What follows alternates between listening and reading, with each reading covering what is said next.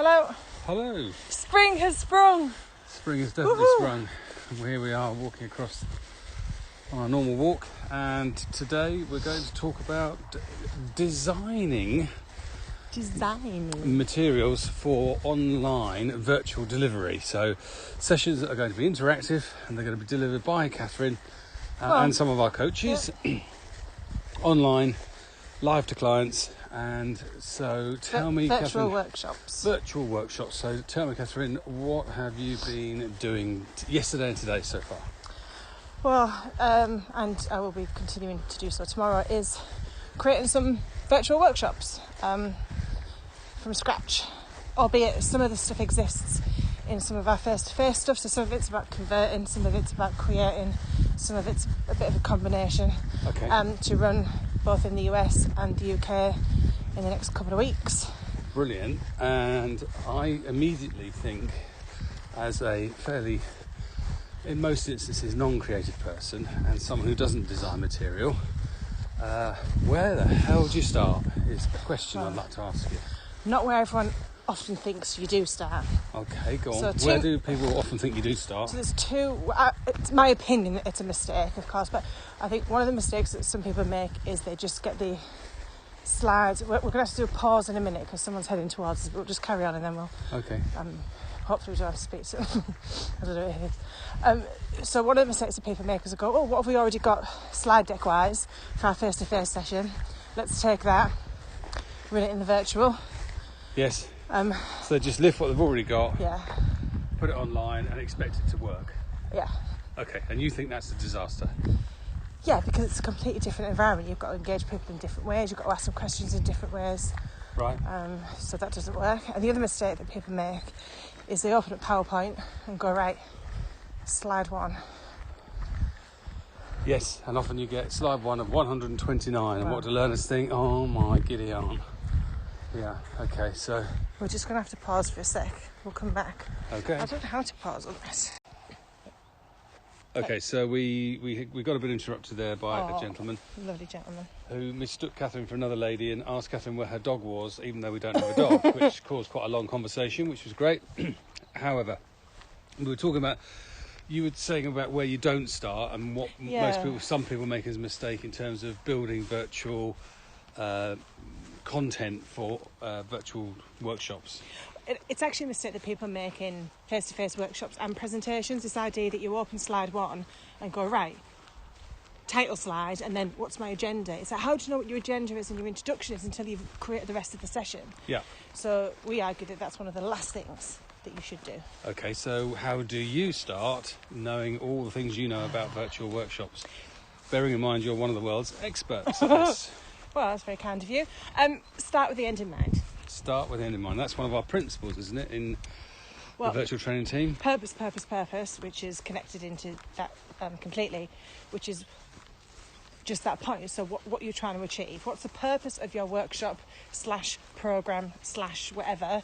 What is the purpose? What's the outcome you're looking for? What do you want people to think, feel, do, know as a result of this? And until you are crystal clear on that, how on earth do you know what to put in, what to leave out? How do you edit?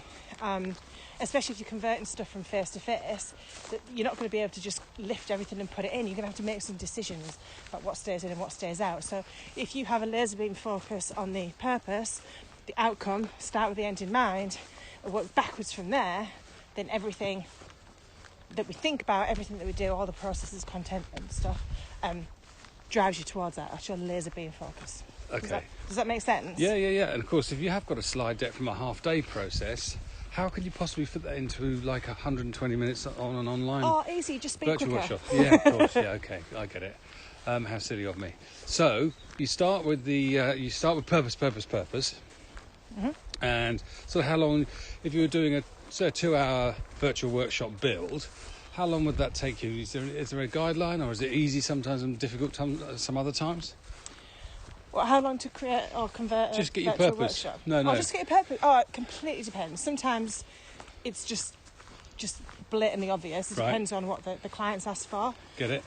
Often clients are very good at talking about the content of what they want rather than the outcome that they're looking for. So it can take some time facilitating that out of them. So yeah, it's difficult. I can't answer that question with any definitive. So for purpose, it's like, what do we have as the end in mind for what people take away and convert and create as transfer? Sorry, the transfer we create. So what is it people take away from the workshop that we run with them? Is that what we're talking about? Yeah, the purpose? what's the point? What's the point? Yeah. What is the point of having 10 people log on for an hour, 2 hours? There's got to be a point. Yes. What is the point? Okay. So if you can get down to that, that's your starting point. What's Yeah. What's the second stage?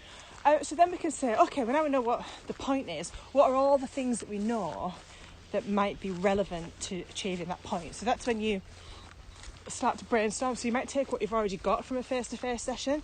It's okay, and we call these gigs. So Yes. a gig is just a chunk of something. It could be a chunk of content. It could be a process. It could be Some psychology, a story, some psychology. some research. Yep, all of that.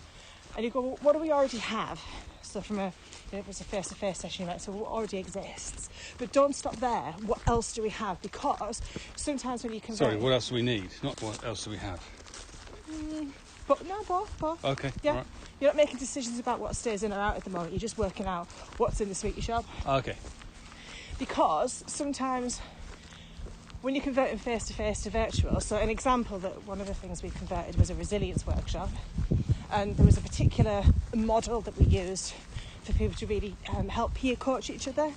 And it was quite deep and quite intense and amazing. But just to use that in a virtual session, it was just a bit too much. We needed something simpler for people to be able to get their head around and practice in a shorter way.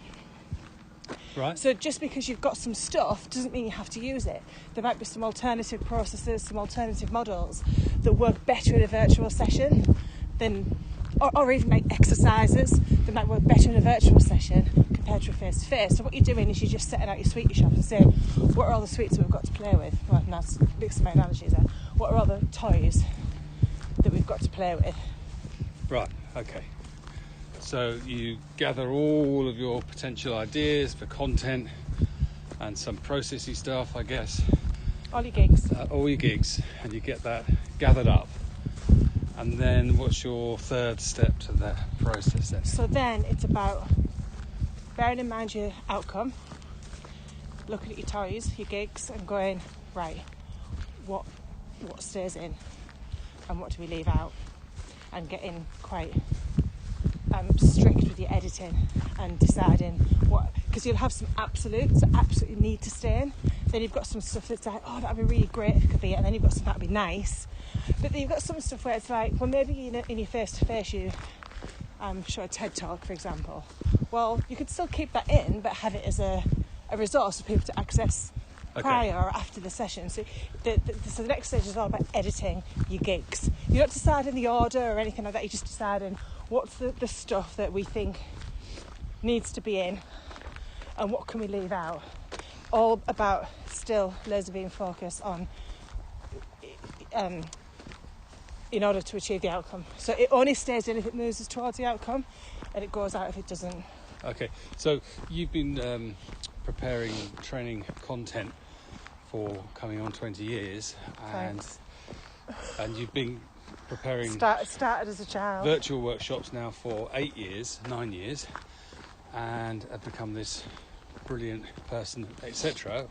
I can't big you up enough, of course, but I guess there's a level of intuition, also that comes into knowing what will work and what won't work, and knowing what we need to include and not include to create transfer, or the transfer that we decided is our purpose. Well, that's with anything.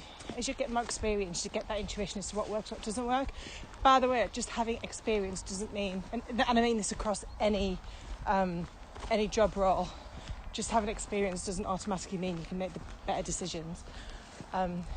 But if you're good, you can use that experience, and we start to get like intuition around how long things take to do, or what's going to work, what's not going to work, or what questions will really resonate, and all that sort of stuff. Okay, and how much time things take as well. Yeah.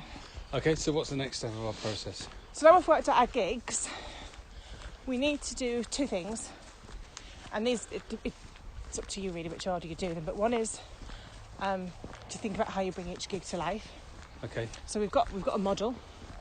How do So we... the sort of exercises, the introduction, the stories we might tell, the analogies we might bring to bear. It could be that, but it could be like, so we've got a model, let's go down the traditional 2x2 model on X, Y, Z. Yeah. How do we actually bring that to life? So how do we explain it, or how do we introduce it? How do we get people to interact with it, get them to think about their own situation, create context?